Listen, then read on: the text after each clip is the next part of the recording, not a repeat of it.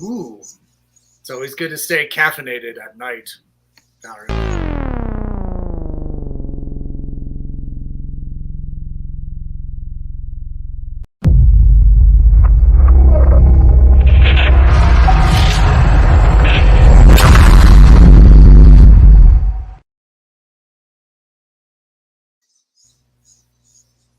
Live and Undead. I am your host, Daniel Crosier, and I am joined by the amazing Alison Hamling and Michael Edwards. Woo.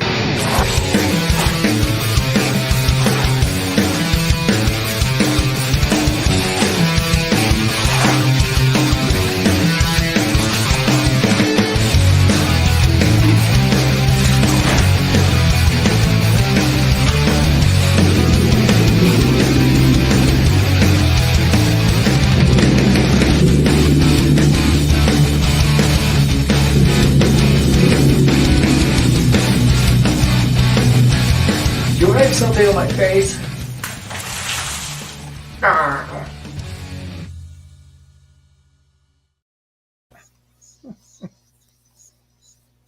Alison, Michael, how are you guys? Great. Oh, fantastic.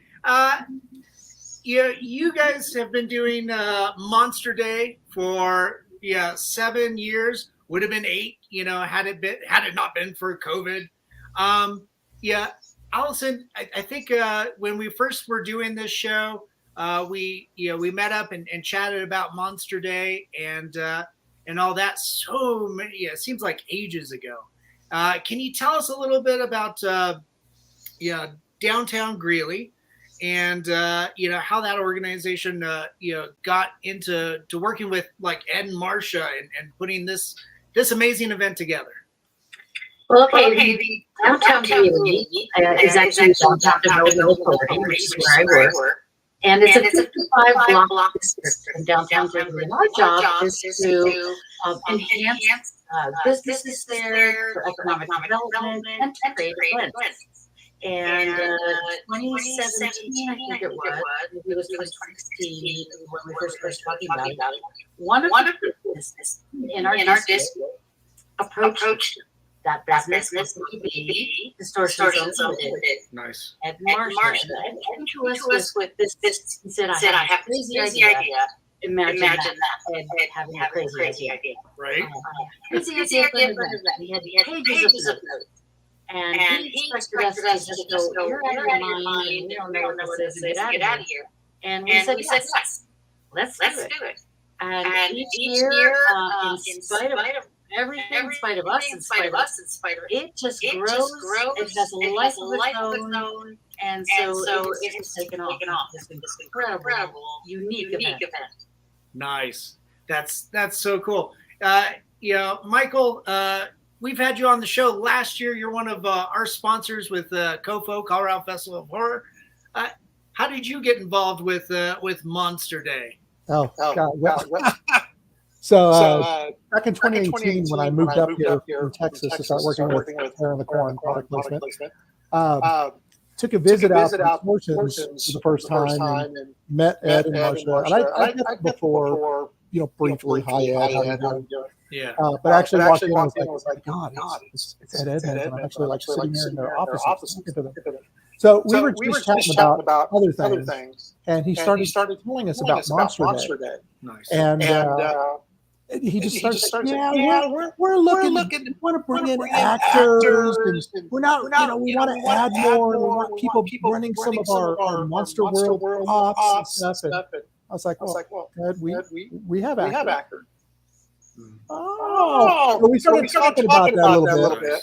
And next thing we knew, it was like, okay, let's bring out like 30 or 40 actors. We'll set them up running some of their animatronics. We'll have some walking the square in costume. We'll set up a booth and talk about it. And that first year, it just was so chaotic, but so much fun. And so we just ever since have considered to continue to work with Ed, Marcia, and Alison, and everybody at Greeley. And every year we do a little bit more. little bit more. Yeah. We started running a screen contest years ago. This time we're running. This year we're running that and the costume contest. Nice.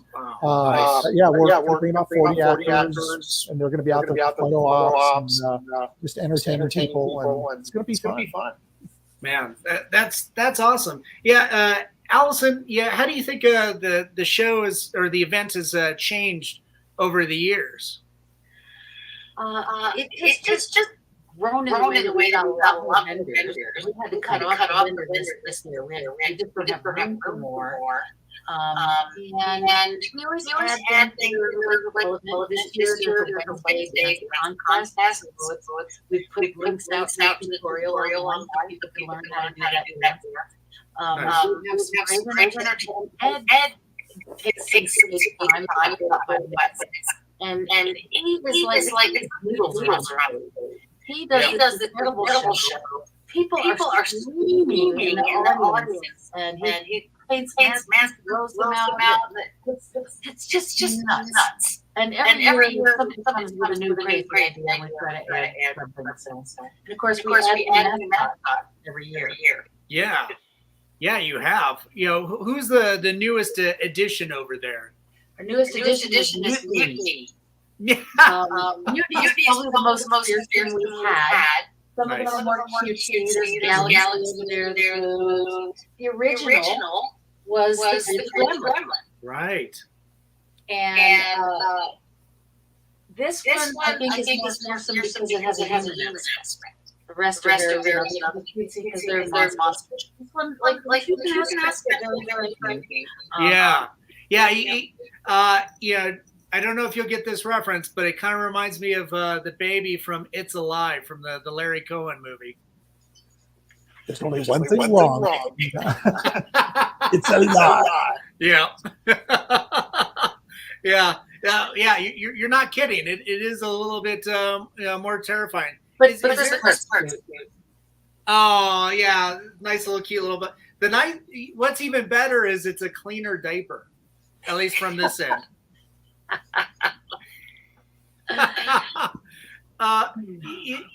Alison, with each year's different mascots and this kind of growing family of characters, is there a backstory to each one, or do you just leave that to Ed, or how does that work? This one has a little backstory. Rex has a backstory because Weld County has a dinosaur, a famous dinosaur. I think it's they're going to kill me for that one. Dinosaurs. It's Skeleton is the Weld County office. So that's the year when we made Rex. Nice. That's cool. That's so cool. Man. Yeah, and you guys also have a big anti-bullying campaign that coincides with this. Can you talk a little bit about that? The whole thing is non-profit. Our time is donated. We get vendor fees and we get great sponsors. Our community steps up because there really are a lot of involved. But last year we were able to present Greeley Monster with a check for $3,000. They do an anti-bullying program in schools, and they involve the monster that Frankenstein made. And he goes around and talks about how he was not really a monster and how he was bullied. And he was really a sensitive character. So it's a great program. And this year our goal is to raise money to pay for buses at different districts to have a multi-school assembly, which will be a monster at the center. So it's all non-profit with raising money. That's fantastic. Now, for everybody that's watching, out there, this year, Monster Day, Greeley is going to be Saturday, August 12th. I almost said September, but that's when our event is. You can see where my mind is going. I know what it is like to organize events. So, we're all in sprint mode for these things. It's my experience as like an individual vendor at Monster Day, and also at tabling with COFOH, promoting our stuff there. I think it is the absolute best horror and Halloween event in Colorado. I think it's, as far as like kind of a festival type event, it's just, so endearing and so fun and so sweet. You got an influx of amazing attendees and fans that come out, and it just becomes just a big, kind of a spooky community group hug, which is really sweet. I really enjoy that. That's been my experience. Seeing Michael's performers and actors, coming out in full getup. Michael, are you going to have some type of haunted house set up too that coincides with Sharing the Cord? No, I wish. We're talking maybe sometime down the road we may do some things like that. We'd love to do something like that at Monster Day or even at COFOH. But we're not there yet. We're scheduled. It's so tight to get the haunt ready. And any kind of side are pretty tight. Now we will have so we'll have a booth there. We'll be talking to people that want to come and work for Sharing this year. We'll have auditions coming up right after that. We'll also have items for sale. And anybody that wants to be in the screen contest or the costume contest needs to come to our booth and sign up. And I recommend early because our limiting number of people that sign up, so it's not a 4-hour contest. Yeah. We'll have a booth set up presence. I think we're going to be right across the main stage. Nice. That wow, that sounds cool. So with the screaming contest, I'm interested in the logistics of that. When that goes down, do you have to call the police and like, hey, just so you know, don't come with guns a-blazing? Haven't had that.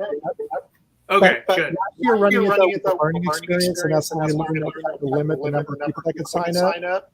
Because so many, I think we had 30 minutes to do it, and so many people showed up, I couldn't even fit them all on stage. And I'm trying to run back and forth and trying to give everybody a chance to scream, give everybody a chance to put a hand over their head, yell and cheer. And it was fun, but nightmare. So here, we'll have like 13 and up, and under, and only so many per age group. It'll be a little more this year. Nice. For this year, do you guys have any vendors or any additional acts that you just can't wait to share with the public? Not yet. Okay. Next year we have exciting things that I tell you what they are. Okay. But we'll definitely have very exciting things that we'll be able to share at Monster Day next year. Yeah. This year we have opportunity to talk to people and just share how it's grown. We've added new scenes, stuff like this, sort of that. But nothing really big just yet. Nice. I know Eddie has something up his sleeve, and we're going to keep that on our tucked under because he's got something. That's a great. I bought some of the boards. Board behind me a little bit. She decorates these little monsters on the belt. Yeah. I'm not able to see. Yeah, it's a little. One of the great things about this event is that the people who attend are part of the show. We get a lot of cosplay. Yeah. Oh, that's cool. Yeah, that's something that's becoming like really big that we've noticed in the horror community is the horror related cosplay. And the fandom is on par with all the superhero stuff that you see at Comic Cons anyway. I'd like to mention, if I could, folks will make a part flying into Orlando again. That's Andy Wright crew from MPA. Nice. And we're coming in actually on Thursday night. Friday, they're going to come in and make up our Friday night guest band, who are Ryan Fisk and the Rough Cuts. they'll be on our private stage. So we're going to sort of kick off Monster Day with a concert Friday night with the band, and they will have NCAA quality, studio quality makeup on. Wow, that's cool. What venue are they playing? Like the same outdoor venue as Monster Day, or are they indoors? Night Street Plaza on Greeley. Friday Festival is Friday. So that's 6:30 to 9:30 Friday night. So if you want to make a trip of it, come on and see the band on Friday night. Meet the folks from MCA, and then play for Monster Day on Saturday. Nice. Yeah, it's Monster Day is such a fantastic event. I can't think of anything else in Greeley, that's draws so many people. I think last event I did with you guys, I think somebody from downtown Greeley, downtown, mentioned that it had like a turnout of like 5,000 people or so. On the first year. Yeah. Good Lord, that was 8 years ago. We're shocked. Jeez. So I'd imagine this thing probably just keeps growing. It does. I hope it doesn't outgrow our abilities and staffing, but we're working on it. Right. Yeah. I'd imagine, what would be like the biggest challenge, because it is a free event, and so that invites, so many people to come and be curious and participate and stuff, but yeah, I guess as an organizer, city organizer, what's the biggest challenges that you've come up with recently? Yeah. Well, first I want to clarify that DDA is not city. I'm actually not an employee. We're a nonprofit. So we have very limited staff. So our biggest challenge is people, volunteers, to help the set up, and I've got to tear down for an event.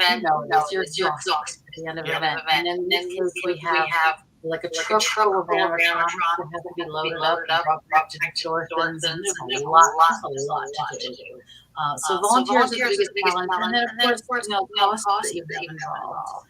We probably have $100,000 in costs about that. Wow. So buy a t-shirt. Come. Yeah, that's right. Gosh darn it. Yeah, I think you were with the t-shirts too. Yeah. Do you have like this year's design on display someplace? I'm not sure if it's on the website yet. Okay. And the t-shirts are currently in production. Nice. I've seen what it looks like. You know what it looks like, Michael? You've got the inside scoop? Nice. We're insiders. Yes. Yeah. With every, you've got so many moving parts on this. I'd imagine it gets to be, kind of cumbersome to tackle. And then Michael, on top of helping out, working with Alison and Ed at Distortions, I mean, you're getting ready for your big annual production, which is Terror in the Corn at Anderson Farms, which is a tremendous show, and you're doing it every night throughout, half of September into October. Well, not every night. I mean, okay. We're open. You actually get a break Thursday through Sunday. Yeah. Okay. If we were open every night, Mondays or Tuesdays, we'd be sitting there with crickets going, okay, where's everybody? It's Thursdays and Fridays, but we're open 22 nights. We open up this year September 22nd. Okay. And we'll be open select nights all the way through October 29th. Because Halloween's on the 31st is on Tuesday. Okay. We're not going to be open that Monday or Tuesday. It's people go, are you crazy? Like, no, we'd be bored. So our last night was the 29th. But yeah, we're running full steam on that.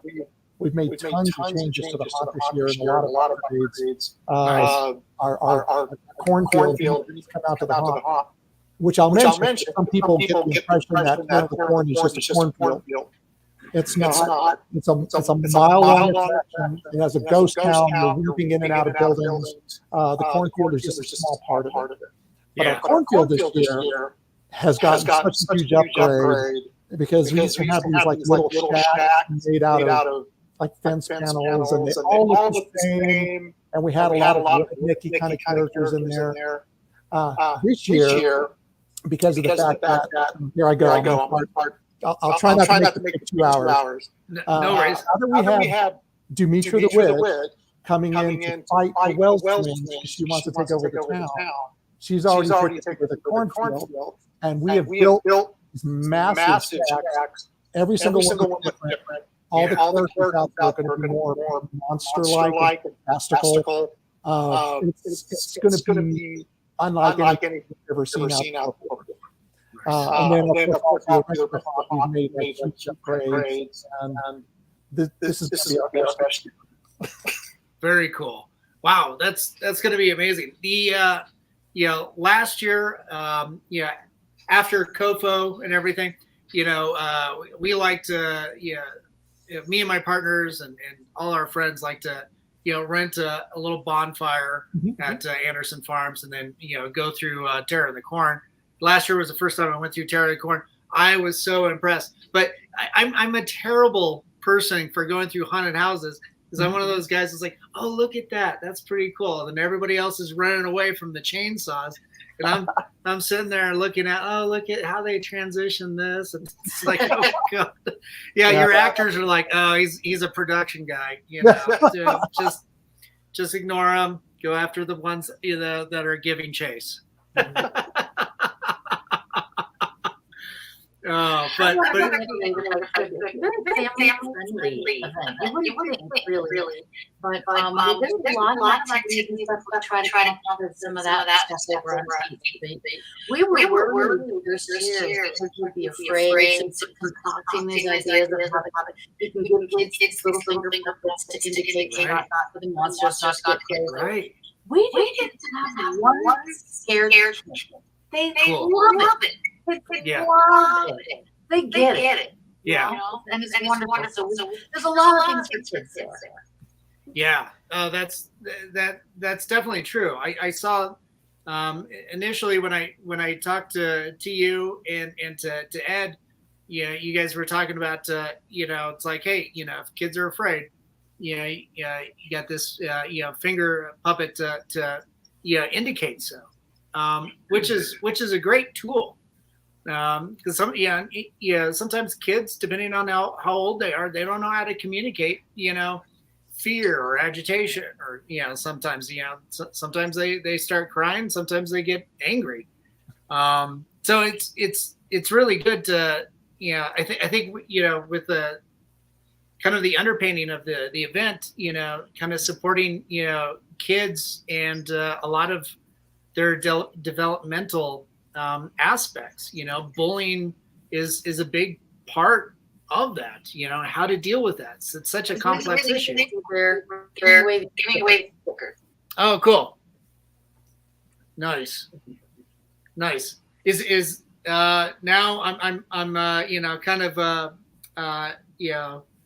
of prodding. Is that the same logo that's going to be on the T-shirt? No.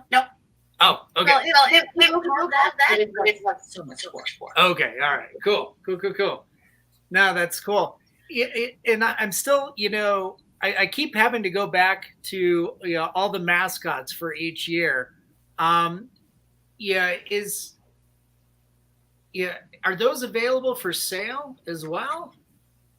Each year the store sells the new one at their booth. Okay. Also, we're available on the website. You can buy them in the store catalog. Okay. Oh, that's cool. Because I totally could see this as like an animated series someday. That'd be great. Yeah. Hopefully Michael will be voicing half the characters. you do an almost spot on Ed. I get this. There wouldn't be an event, of course, without Marsha, because they brought it to us. But without Michael and his terror and corpse and his actors, they are the ones that make this event and a unique event that doesn't happen anywhere else in the country. Because no one else in the country has Michael and Marsha. Right.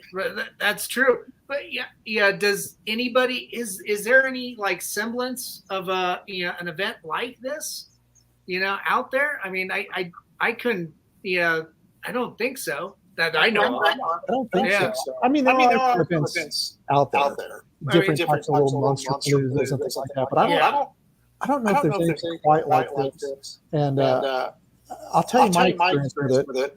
That hopefully anybody that's watching this, and Alison, you were talking about this earlier. I think what I love about this is how positive everything is. And all the monster creatures, and we were talking about with the little kids and everything that are out there. There's nothing scary. And I get a kick out of watching our actors, who, let me tell you, can be incredibly scary. Getting down on me and talking, to little one-on-one, their level, and getting up the nerve to go up to them and give them a hug or shake their hand. And I love that. And I know the doctors love that. And that is a feeling that you get throughout all of Monster Day, how friendly and open and fun and celebrating monsters, but not in a scary way. Right. That makes sense. Yeah.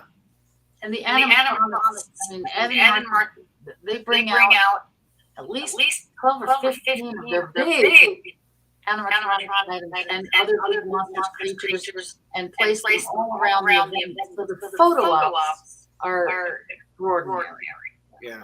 And we also require from our sponsors even to have some kind of monster theme at their booth. So they're actually within that whole theme of thing too. And you got to think the monster theme can be anything from the cute little monster duty floor up into the more horror genre. So it really is a broad genre. So it's the library comes with their mobile book place, and then do feature books that have monster lore from around the world, which is of course fascinating. But a lot of features are based on monster lore from different cultures. Yeah, that's great that one, encouraging literacy, but also the sharing of cultures. I keep thinking on like what is a unique folklore or regional culture to Colorado? Oh, that's a good question. Yeah, one I keep getting asked. Well, when you look on the cryptozoological map, it's always a Sasquatch, but that's true of all 50 states. Some version of that. But like every now and then, when I have to do a sketch for a cryptozoological, comic book or something. They're like, well, what's unique to Colorado? And I keep, it's like, well, the rock bolter is unique to Colorado. It's a land whale that inebriated cowboys would blame avalanches on. Chances are they probably caused it themselves. See, now you got me watching some of this stuff. I've never thought about like cryptids and stuff that would be native to Colorado. Right. I know something I'm going to be looking at next couple of days now. Yeah. Well, you moved up here from Texas, and chupacabras, kind of a, well, for me, I guess it'd be a kind of a common, thing, but there's like different variations. There's now like the dog variation, and then you got the lizard goat eater,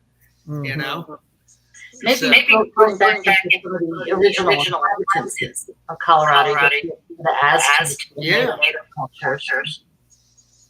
Yeah, that's true. There's some amazing native folklore. Incidentally, that will be one of the panel conversations at COFOH. So yeah, so a little plug for that. I wonder too, like Alison, do you have anything like that, like on stage, panels or conversations, or I know you have presentations because you have Ed. He's a walking presentation. The environment doesn't really lend itself much of that. Outdoors, what's going on all around. That would be something to consider adding inside some year if it grows to that. But there is another thing the other day with dance troupe. One of my favorites is the tribe citizens. And they one year they did Monster the Ram. You know, they do belly dancing, but their costuming is amazing. So that will be a theme dance this year. They're on it. Okay. So there's the costume contest and everything. And our sound guys on the stage inside that Ed and Marsha make for him. So it's stuck on. That's so cool. We were just in Greeley last weekend, and we saw that the Greeley Tribune, that got turned into a library and a museum and stuff. It is innovative. It's sort of something called the meow of libraries. It is a gem. If you come to Greeley, please make time to go to the Link Library. It is amazing. Part museum, part library. Yeah, is that the library that you guys are working with? Yes. Okay. It's part of the High Plains Library District, but it's a library innovation center. They have a 3D printer. They have wood carving classes. They have a recording studio. It's amazing. Yeah, that I almost did the ropes course thing with all the kids, but then I realized I'm 3 times their size. I would have gotten stuck. But that was absolutely fantastic. There's a lot of great things coming to Greeley, and the community is absolutely fantastic and incredibly innovative. I was just the library alone. It's like, well, Denver doesn't have that. We've got either a library or we've got Meow Wolf, but we do not have them combined into a nice sandwich. We got the Children's Museum, which is fantastic, but just don't have that library component that goes with it. It's pretty cool. Yeah, most definitely. And then you guys also have like the Crest Theater right next door. Are you going to be showing any movies with Monster Day? We've been trying to arrange that. Then we found out that that's not what we look for. And we used to try to show Monster Day, the Gremlin, and it wasn't real well attended. Okay. That's but the Crest is great. You can order your special cocktails. You can order your cocktails on the charcuterie board. Bring you in here. Yeah, that place is fantastic. It's for those of you that aren't familiar tuning in, it's kind of like Alamo Draft House, but without the corporate entity behind it. It's more of a nice local your local mom and pop theater, but with a kitchen and amazing food. We encourage you to come up Friday fast, get over, come to Monster Day, and experience downtown Greeley. We have so many great new things, lots of restaurants. Again, the go-go that we do with Friday Fest. It's very unique. To the first ones in the state to implement the law of common consent, where you can get any drink from any one of the like 12 bars that you want and get it to go back outside. Wow! Holy cow, that's amazing. Alison, what's your favorite new restaurant down there? It's hard to pick a favorite. Okay. There were two new favorites, like two. Pinocchio's Italian restaurant on Main Street, and the other new one is the Centennial Public House right there next to the stage. The stage is going to be fantastic. Nice. Yeah, there are plenty of others. Wow, what's the last restaurant you said? What do they serve? It's American, but mostly locally sourced. Right. I had noodles with this incredible mushrooms and mushroom sauce on it. You can put pie. There's all kinds of crazy things, but they're definitely nice. Michael, you've been going back and forth between Erie and Greeley. Mhm. Yeah, have you found any interesting little nooks in Greeley that you like? Yeah, actually, and it's funny you mentioned you were just there this last weekend. Yeah. My wife and I were down there. We were actually down there like garage sailing. But Nice. we found that there was like an arts festival going on. Right. So we walked that. But since we were down there, we saw a sign for a bookstore called, I think it's the Midnight Oil. Okay. Yeah. Awesome bookstore. Oh my God. Yeah, even the way they have it designed on the inside, there was a couple of things that they did stack the books. I was like, we're going to do this next year. Nice. Great bookstore. We got a book over there. And there's also Alison, you'll probably have to tell me the name of it. There's also oddities and curiosity shop that's there. And we walked through there, and I was like, I want that. I want that. They have a lot of really cool, just weird stuff, skulls, teeth, and haunted dolls. Apparently, they have 12 dolls, and they had 3 that they have sold. They have these weirdest thing I've ever seen, though. They have these frames that have like a different movie, like it had like Dawn of the Dead or whatever. And there's like a piece of the set that like a piece of the escalator from Dawn of the Dead that's in the frame. And it's like, okay, well, I think this comes with a certificate of authenticity. Right. I also go, oh, I want a couple of these. It's a great show. Both of those stores, if you're into weird oddities or books, I highly recommend both places. That's so Yeah, cool. yeah, the store, and then right next to our office on Ninth Street, there's a new place where the guy does paranormal. He's like the ghost Mhm. like a real one. Oh, that's awesome. Paranormal investigations. Nice. Yeah. Oh, that's cool. Wow. So Really? Greeley's definitely pretty unique and has some great weird stuff going on. Yeah, we'll work down the street. Right. Like an international place. And the Colorado Model Railroad Museum is right there too. The largest northern track, I think in the country, or at least Mississippi, but Oh, the cool. Colorado Model Railroad Museum brings people from all over the world. Nice. Yeah, I saw that being advertised this weekend.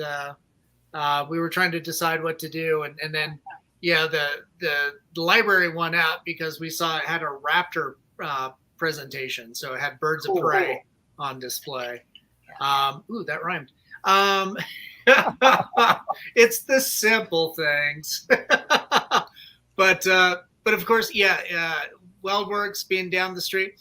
I know that place well because I painted the mural in there. But that place is absolutely amazing, and for beer lovers out there, they've got some unique flavors, to no end. For the horror fans in all of us, I've got to ask this, go around the table here. Michael, start with you. Oh, what's a good horror movie that you just saw? Or have you had time? Wow. Think about that. Because we watched a few horror movies here recently, but you're asking about a good one. One that you would recommend anyway. What's your favorite? What's my favorite? Yeah. Okay. So my favorite scary movie of all time. It's going to date me again. Is The Uninvited with Ray Milland. Oh, it's a ghost story movie. Yeah. Excellent story. And oddly enough, a movie that gets discounted a lot, and it's not bloody or gory or anything like that. I have a few favorites there too. But The Lady in White. If you've ever seen that one, with Oz, it's an interesting horror movie. Not necessarily scary, but it's a great story. Yeah. And of course, as far as bloody, gory stuff, I mean, I can sit down and watch Evil Dead or Evil Dead 2 or Army of Darkness any time. Yeah. I don't know that I've seen anything new that I thought was good. We've been watching a lot of the Netflix ones and Shudder ones and stuff. And okay. Yeah, nothing. And I go, oh God, you got to see this. Right. Yeah. Right. Nice. Allison, how about you? I'm such a bad person for this question. I am not a person from this genre. I got dragged when Ed Martin walked into the office, and I had no idea that it was such a niche, that it was so popular. Mhm. I don't do horror. I have terrible dreams anyway. I don't need to add to that. I mean, I saw birds when I was 6, and I'm done. That is a masterpiece. That is a classic. I horrified me for years. Nice. Hey, that's still a very good answer. But I love the first year we walked around just hitting the floor. We had no idea how popular the whole genre was. We thought we would get 600-700 people the first year, and we're at 5,000.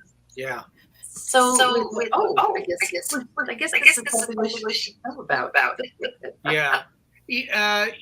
People have tuned into the show. I've talked about, just how accessible horror actually is. I mean, it's so immersive. It's also, kind of a jumping off point for any other platform or genre, or, because you can blend horror and comedy to no end. You can blend, drama and horror, suspense and horror. I mean, there's all these elements. And it's not just films; it's books, it's music, it's art. It's just right there, and it's always something that it's got a little bit of teeth that people ooh, do I want to experience a little bit of excitement and danger, or and after that, all you got to do is laugh at yourself at how fun and hilarious the whole experience is. And that's what I think really, really fun community-based, horror can really do. And it's a wonderful art form. Yeah, everybody have fun with it. Yeah. You don't feel like you have to do a costume. Right. Just come and enjoy people who are. It's just fascinating. And people put so much work and time into the content, into their costumes. Amazing. Yes. Oh, most definitely. Yeah. It's amazing to see the craftsmanship of all these, cosplayers and performers and artists, coming out and doing all their, all their artwork and costuming and everything. What's that, Michael? You got something? So last year, I got to point out what I thought was the most creative costume that I think I've ever seen. And he was in a costume contest. This guy showed up dressed as the Psycho House. And and as he's walking on stage, all I can think of is the Psycho House is now a mobile home. It was the coolest thing. But anyway, wow. I just when you said that, it reminded me of that costume. If you've got photos of that, make sure to repost that, because that sounds absolutely astounding. Awesome. There are a lot of those on the website and on the Facebook page. So if you want to kind of get a feel for it, go to either one of those. That's monstertv.com and then Facebook page is safe. Nice. Oh, that's so cool. Allison, Michael, I want to say thank you for being so generous with your time. I know you guys are busy. Just definitely wanted to catch up with you. Yeah, you're off to the next thing. There goes Michael, the Flash. But thanks for coming on the show and sharing with us all the amazing things you guys got going on for this year. Thank you. Absolutely. Thank you so much. Cool. See you. Yes, that is Saturday, August 12th. We will see you in Greeley for Monster Day Greeley. For more information, go check out monsterdaygreeley.com. And, like Allison said, find them on Facebook. They're all over the place. So many monsters coming out of everywhere, and you just want to hug them. I love it. Oh, it's so cool. Guys, stick around for a few minutes while I sign off. But again, thanks for chatting with me. It's been cool. All right. And for everybody that tuned in, thanks so much again, guys. And of course, to our sponsors, to Mutiny Information Cafe. If you're going to start a revolution, make sure you're caffeinated. To our friends at Hellfire Entertainment, thanks for rebroadcasting us on your social media. And to Groovy TV. And of course, to Alien Donut Films, to Angela Joseph Productions. Bill and Angela, thanks for putting up with me. And of course, to my producers, Lily Fisher, Amanda Armstrong, and Stefan Santa Cruz. Thanks, guys. To everybody out there, be cool, be kind, help each other out during tough times, and stay